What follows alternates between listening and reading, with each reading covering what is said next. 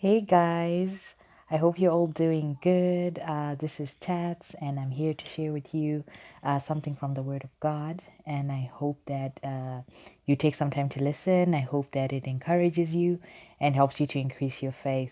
So, what I want to share today is titled God Hears You or God Sees You.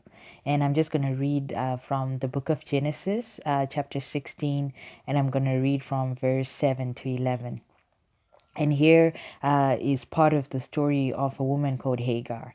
And then I'll explain a little bit of background about her and so on. So I'm just going to read from verse 7. It says, "The angel of the Lord found Hagar beside a spring of water in the wilderness along the road to Shur.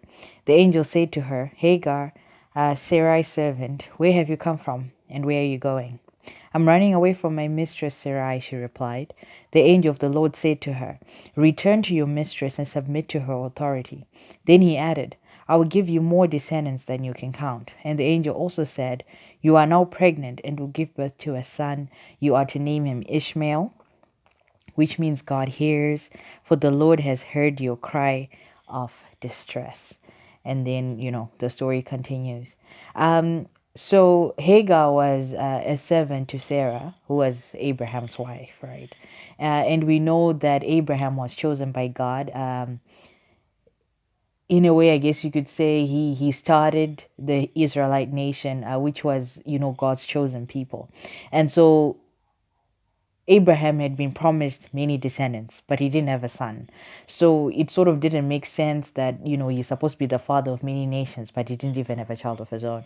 And so Sarah decided, to help out the situation. And so he gave Abraham her servant, whose name was Hagar, and said, sleep with this one, and then we'll have a son through her. And then, this way you have so many descendants. So anyway, when she got pregnant, Sarah changed her mind. She didn't like the idea. Then she got mad, and then she sent Hagar away because Hagar was, now proud, I guess, because now she was the pregnant one. Anyway, so then she was sent away, and then now she was in the wilderness, and then she was in distress. She didn't have anyone with her. She was alone. She didn't even have food. She didn't have water. She was just lost. But she called out to God, right? And then the angel showed up and told her that God had a plan and God had a purpose for her, and that she was supposed to return to Sarah, submit to Sarah, and have her son. And then this son was gonna be the father of many nations as well. So what I just learned from this story is that Hagar, when she was chased away, she must have felt like very hopeless and lost and useless, because in the first place she was a servant, right?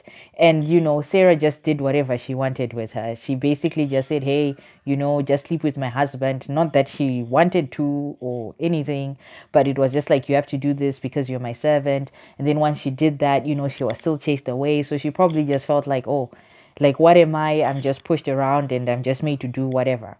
But God came to her while she was crying to God, and God came to her and told her that, "No, you know what? I have a plan. I have a purpose for you. I have a plan. I've got a purpose for your son as well. So just stay put and then watch me do what I'm planning to do with your life." And that's the same thing with us, that sometimes we can feel lost, in this life. We can feel lost, like, we don't know where we're going or what we're becoming or what we're supposed to be becoming or what we're supposed to be doing. And it's just like, I'm just lost in this, sea of people. Like Hagar was like in the wilderness. When you're in the wilderness, there's no path. It's not like you know where you're going. And, sometimes we can feel like that. But we must know that God has a plan and a purpose for our life.